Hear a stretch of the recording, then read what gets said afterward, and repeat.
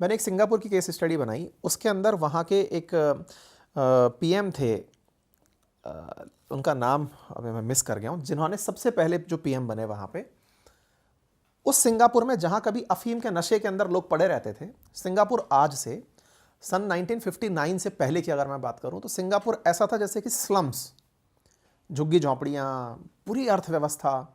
मात्र 65 साल में सिंगापुर इतना बदल गया कि आज दुनिया के अंदर पर कैपिटा इनकम के हिसाब से 4th टॉप कंट्रीज में वो शामिल है। $93,000 से ऊपर पर कैपिटा इनकम है। 60 लाख लोग रहते हैं, लेकिन हर 8वां व्यक्ति करोड़पति है। यार, करने के लिए किसी को तो सेक्रीफाइस करना पड़ा ना दोस्त। अब सवाल ये है कि मुझे तो इस देश को छोड़ के जाना है, तो जाओ यार, फिर तो अफेक्शन की बात आ गई ना। करेक्ट। कि आप किसके प्रति वफादार रहे। फिर आप ये मत कहो, अब जैसे थोड़े दिन पहले वो जो डोंकी रूट से निकल करके गए थे लोग, जिनको अमेरिका ने बेइज्जत करके भेज दिया, मेरा उस पर एक बहुत बड़ा आर्ग्यूमेंट था कि आज इंडिया के जो लोग इस बात के लिए दुखी हो रहे हैं कि इन्हें इस तरह बेकदरी करके भेजा है, कम से कम इस बात पर भी तो गुस्सा दिखा दो कि ये यहां से गए थे भारत का पासपोर्ट फाड़ के। आप वहां गए कैसे थे? आपने वहां जाकर यह कहा कि इंडिया में मुझे खतरा है ना? तभी गवर्नमेंट आपकी ये राष्ट्रभक्ति थी।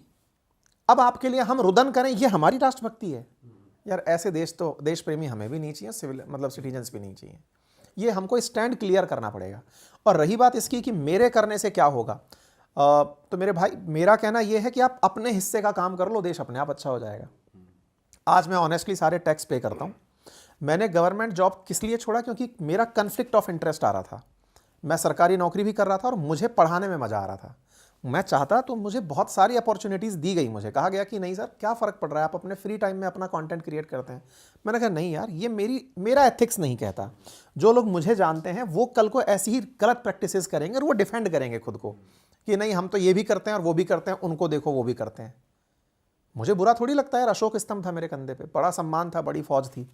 उसके बावजूद भी मैंने कहा नहीं, ये गलत है, या तो मैं ये करूँगा या मैं ये करूँगा। अगर मेरे ये दोनों कन्फ्लिक्ट करने लग गए तो निश्चित ही कुछ और लोग गलत मोटिवेट हो जाएंगे। तो मैंने मेरी जिम्मेदारी क्या निभाई? Being a top class top tax payer अपनी सिटी का, मैंने अपनी तरफ से गवर्नमेंट जॉब छोड़ करके अपने काम को पसंद किया। इससे 2 बड़े फायदे हुए। पहला, लोगों के दिमाग में इस बात का फियर फैक्टर खत्म हुआ कि सरकारी नौकरी सबसे बड़ी चीज़ होती है। मैंने कहा नहीं, ऐसा तो नहीं होता, अपना काम भी बड़ा होता है। आज भगवान के आशीर्वाद से काफ़ी बड़ी टीम मेरे साथ काम करती है, उनका घर मेरे वजह से चल रहा है, तो ये अच्छी बात है ना। तो आप एग्जाम्पल सेट करो। आज बहुतों में बहुत सारा, मैं आपको बता रहा हूँ, मेरी टीम ने उस दिन बहुत चीयर किया जिस दिन मैंने जॉब छोड़ा। बोले सर, आपने अब हमें ये कॉन्फिडेंस भर दिया कि इस काम को भी बड़ा किया जा सकता है। आपको भी जिस फील्ड में आप हो, अनसर्टेन है सर, पता नहीं कि कल क्या होगा, लेकिन आप कूद गए ना, तो ये विश्वास है कि कुछ तो होगा। करेक्ट सर, आपने बहुत ब्यूटीफुल एक्सप्लेन किया है। मतलब जो हम क्वेश्चंस यहाँ पे डाल रहे थे, हम ऑडियंस के पॉइंट ऑफ व्यू से भी डालते हैं कि उनके माइंड में ये क्वेश्चंस आ रहे हैं, हम आपको पूछ रहे हैं। क्योंकि बात अगर देश की जाए तो हमें भी अपने देश से बहुत प्यार है। क्योंकि और ये समझ में तब आता है जब तुम 4-5 देश, 10-15 देश घूम कर आते हो, वहाँ का कल्चर देख कर आते हो, तब समझ में आता है यार भारत हमारा बहुत महान। यार मैं बोल रहा हूँ ना कि भारत के लोग जहां जहां गए उन्होंने मचा दिया। हाँ सर, सही, बिल्कुल। बस अब हमको इतना सा करना है। और देखो, सरकार से आपको डिमांड करना पड़ता है। कभी केजरीवाल जी के नेतृत्व में लोकपाल बिल के माध्यम से लोगों ने जब डिमांड किया, तो वो नेतृत्व इतना बड़ा बना कि दिल्ली में 2-3 बार केजरीवाल जी की सरकार आ गई। मतलब लोग तो चेंज पसंद करते हैं ना। आपको अगर लगता है कि आप कुछ करना चाहते हो तो भाई सेक्रीफाइस करना पड़ेगा।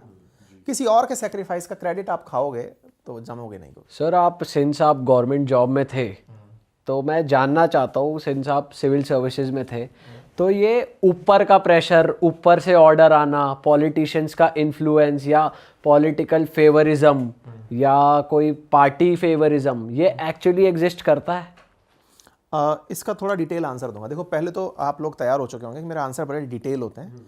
रीज़न क्या है कि मैं टीचर हूँ और मुझे पॉइंट में आंसर नहीं देना होता है।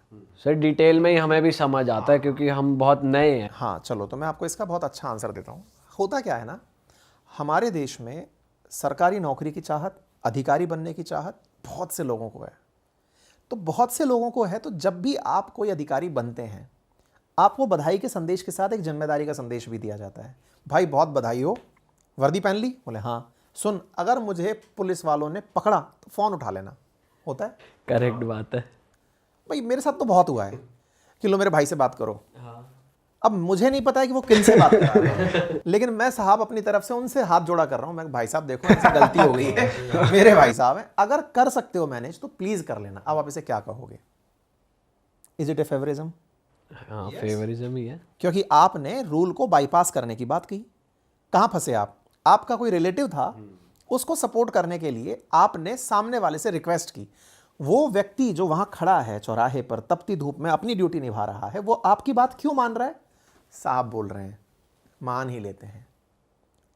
ऐसे ही साहब हो सकता है कल को सीएम मुझे कहे कि सुनो मेरा भाई आ रहा है, आप इसको क्या कहोगे? स्केल चेंज हो गया भाई।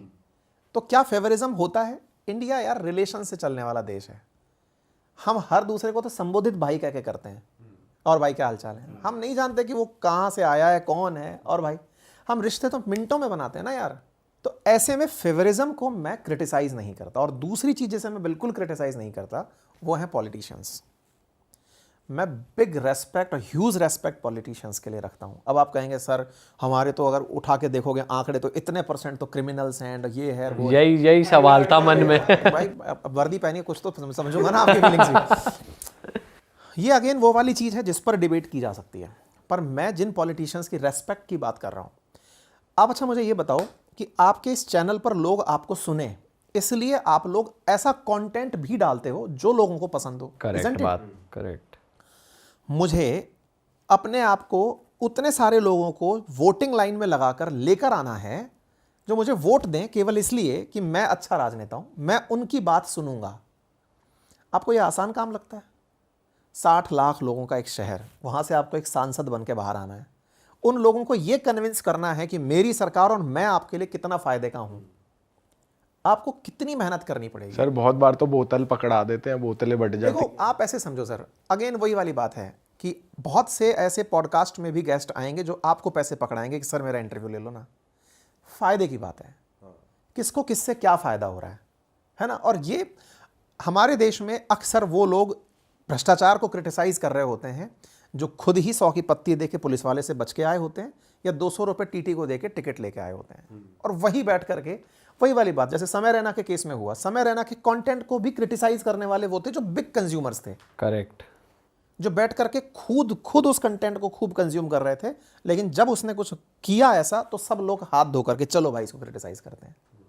बीइंग ए टीचर मेरी मॉरल रेस्पॉन्सिबिलिटी बनी थी कि मैंने बस ये समझाने का प्रयास किया कि क्या नहीं करना चाहिए था, और ये केवल समय रहना पर ही नहीं, बहुत पहले रुक जाना चाहिए था। अब जब तक इसके लिए गाइडलाइंस नहीं बनेंगी कंटेंट आते रहेंगे। तो ये बिग वो है। बट सर जैसे आप गाइडलाइंस की बात कर रहे हो, तो ये कई लोग ये भी डिबेट करते हैं कि इस पे यार फ्रीडम ऑफ स्पीच ही ख़त्म ही हो जाएगी, जैसे कुणाल कामरा वाला मुद्दा हुआ।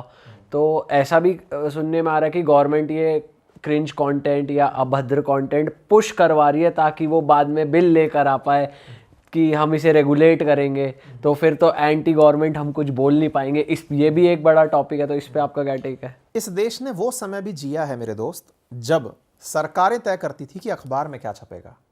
वो तो सर आज भी हो रहा है वैसा। इमरजेंसी की बात नहीं कर रहा हूँ नहीं, मैं आज की भी बात कर मैं, और बहुत पुरानी बात कर रहा हूँ मैं, अंग्रेजों के टाइम की बात कर रहा हूँ जब कलेक्टर को यह पावर थी कि अखबार डिस्ट्रीब्यूट होने से पहले कलेक्टर की टेबल पर आएगा, वो चेक करेगा कि इसमें कुछ भी एंटी गवर्नमेंट तो नहीं है, तब जाकर वो सर्कुलेट होगा।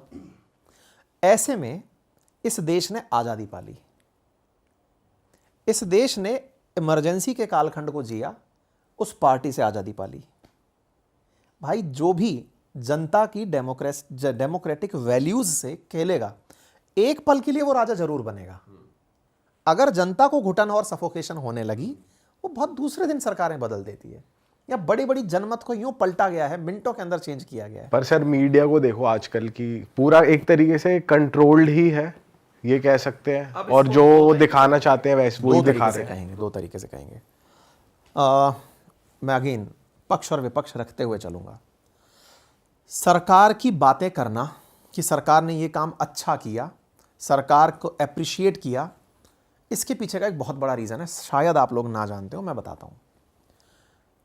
कई बार रवीश कुमार जी अपने सेशंस में ये बात बोलते हैं, एक छोटे से चैनल को भी किसी स्टेट में सर्वाइव करने के लिए बहुत ज़्यादा रिसोर्सेज यूज़ करने पड़ते हैं। बहुत ज़्यादा रिसोर्सेज। वो जो ताम तुमड़े आप देखते हैं ना, कैब वैन लेके घूम रहे हैं, रिपोर्टर भाग रहा है, लाइट कैमरा एक्शन सब चल रहा है, उनकी तनख्वाह, उनकी रोजी रोटी, फिर खुद की जान की हिफाजत, तमाम चीज़ें। इसलिए सरकारों द्वारा चैनल्स को बड़ा पैसा दिया जाता है और वो पैसा ऑन पेपर राइटफुली DIPR के द्वारा दिया जाता है कि भाई प्रमोशन करना है, इसके लिए सरकार का अपना एक बजट होता है। मैं उदाहरण दूं राजस्थान का, तो राजस्थान में प्राइवेट न्यूज़ चैनल्स को लगभग 40 लाख रुपए पर मंथ के हिसाब से दिया जाता है कुछ एक चैनल्स को, कि आप ये पकड़ो, आपको करना क्या है। क्योंकि आपको लगता है कि न्यूज़ चैनल का काम क्रिटिसिज्म है, नहीं, सरकार की नीतियों का प्रमोशन भी है। आज अगर न्यूज़ चैनल्स नहीं होंगे, अखबार नहीं होंगे, तो आप कोई योजना लेकर आए तो जनता तक पहुंचेंगी नहीं पहुंचेगी मासेस तक। तो मासेस तक पहुंचाना भी तो चैनल के माध्यम से ही दायित्व है ना भाई। इसीलिए तो डेमोक्रेसी का 4th पिलर उसको बोला है। तो सरकारें क्या करती हैं, समय समय पर इन चैनल्स को प्रमोशन देते समय, पैसा देते समय अपनी तरफ से कुछ शर्तें डालती हैं कि आपको सरकार की नीतियों का इतना समय तक टेलीकास्ट करना है। अब ये बातें चैनल वाले बताते नहीं हैं। क्यों नहीं बताते? क्योंकि आपसे उनको एडवर्टाइज के पैसे लेने हैं, आपके सामने उनको दरियादिली दिखानी है, आपके सामने ये दिखाना है कि देखो हम तो खुद ही कर रहे हैं सब कुछ। नहीं, आप जिन चैनल्स को चलते हुए देख रहे हैं, they are well supported by the government, और ये सपोर्ट उनकी बहुत बड़ी आवश्यकता है, क्योंकि देश में जर्नलिज्म करना बहुत टफ टास्क भी है, आसान काम नहीं है साहब। आपको जर्नलिज्म करना है, किसी के गलत फेवर की बात आपने कर दी तो हो सकता है कल वो आपके घर पे आके चढ़ जाए। तो पत्रकार होने की कीमत भी लोगों को चुकानी पड़ती है, और बहुत से देश में पत्रकारों ने चुकाई भी है, जान से कीमत चुकाई है लोगों ने, है ना। अब आती है दूसरी बात कि ऐसे में सरकार की ही बातें करने वाले जो चैनल्स हैं उनको क्या कहेंगे? फंडेड चैनल कहेंगे। और क्या कहेंगे? गोदी मीडिया कहेंगे, फंडेड चैनल कहेंगे। अगर एक पढ़ा लिखा व्यक्ति स्टेटमेंट देगा तो वो कहेगा फंडेड चैनल। सरकार उन्हें अच्छे फंड दे रही है, उनके डिस्ट्रीब्यूशन के अकॉर्डिंग उन्हें बढ़िया फंड दिया जा रहा है। अब पॉइंट नंबर 2, जो सरकार के अगेंस्ट हैं उनका क्या कहोगे? सरकार के अगेंस्ट है तो फंडिंग नहीं ले रहे हो, फंडिंग छोड़ रहे हो तो भाई आप 2-4 बात तो ऐसी बोलोगे ना जो सरकार को चुभे, ताकि दूसरी सरकार ऐसी आए जो आपको फंड करे। अल्टीमेटली आप किसी का तो ईगो सेटिस्फाई कर रहे हो ना। आप अगर सत्ता पक्ष का नहीं तो विपक्ष का कर रहे हो, तो विपक्ष की तरफ से आप अगर विपक्ष के प्रवक्ता बनकर चल रहे हो तो क्या विपक्ष की सरकार आने पर आपको फेवर नहीं दिया जाएगा? क्या कारण है ऐसा कि रवीश कुमार जी संजय सिंह का तो इंटरव्यू लेने पहुंच जाते हैं और बाकियों के लिए इंटरव्यू के नाम पर लिखते हैं कि सॉरी मैं बहुत ज़्यादा बिजी हूं? सर सवाल तो सबसे होंगे ना। जब सवाल सबसे होंगे तो सवालों के जवाब भी आपसे बनेंगे। अब अपोजिशन की अगर आप आवाज़ बनते हो तो देश में बननी चाहिए। पत्रकारिता के नाम पर जो पत्रकार अपना धर्म बोलते हैं वो कहते हैं कि हमारा तो क्रिटिसिज्म ही धर्म है। ठीक बात है, आपका क्रिटिसिज्म नहीं, कंस्ट्रक्टिव क्रिटिसिज्म धर्म हो तो ये देश और सुधार करेगा। आप साथ साथ बताते चलें कि साहब आपने ये काम तो ठीक कर दिया, लेकिन आप कह रहे थे कि 1000 गाँव में बिजली पहुंची है, देखो साहब 2 बच गए। मैं आपका ध्यान दिला रहा हूं कि ये 2 गाँव भी आपके ही हैं।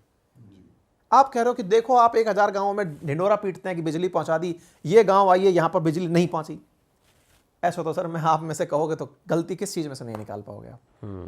करेक्ट। सर सिंस आप एक सिविल सर्वेंट थे, आपने बताया ऑफ कैमरा कि आपने शराब के ट्रक व्रक भी काफ़ी पकड़े हैं, और जब हम फेवरिज्म की भी बात कर रहे थे कि ज़रा आप बाईपास करने दो यार, ये साहब ने कहा है, तो हमने ऐसा सुना है सर, बिना पॉलिटिकल इन्वॉल्वमेंट के, बिना बड़े फेसेस के, बिना बड़े पैसे के ऐसे इंटरस्टेट स्मगलिंग या कोई भी गलत काम नहीं हो सकता। तो कभी आपने वो चीज़ फेस करी है कि भाई आ गया हो फ़ोन और बाईपास करवाना पड़ा हो, या आपको पता होते सोते भी आपने हेल्पलेस फील करा हो कि यार मैं कुछ नहीं कर सकता इसमें? बहुत बार होता है ऐसा, और ये चीज़ कोई नई नहीं है। मतलब मैं अगर ये बात बोल भी रहा हूँ तो ये मतलब मल्टीपल टाइम हुई बातें हैं। लेकिन हाँ, ये सच है कि आपके साथ में ऐसी स्थितियाँ बनती हैं, लेकिन ये इस बात पर होती है कि आपका स्टेक पर क्या लगा है। आप किसी की बात क्यों सुनोगे? आंसर क्या है? आपका स्टेक पर क्या लगा है? ट्रांसफ़र, पोस्टिंग, आपके खिलाफ चार्जशीट, आपके खिलाफ एक्शन, यही तो सब है ना। और अगर सब कुछ क्लीन हो, मतलब तो खेमका बन जाओगे। लो ट्रांसफ़र, धड़ाधड़ धड़ाधड़ इधर से उधर घुमाए जाओगे। लेकिन फिर भी मैं आपको बताता हूँ, कोई सी भी सरकार हो, क्राइम को कोई सपोर्ट नहीं करता है। ये बहुत गलत पिक्चरों ने इमेज बना दी है कि मंत्री जी का फ़ोन आया कि छोड़ दे छोड़ दे छोड़ दे। नहीं, if there is a crime, सरकार की पहली प्राथमिकता होती है कि क्राइम नहीं होना चाहिए।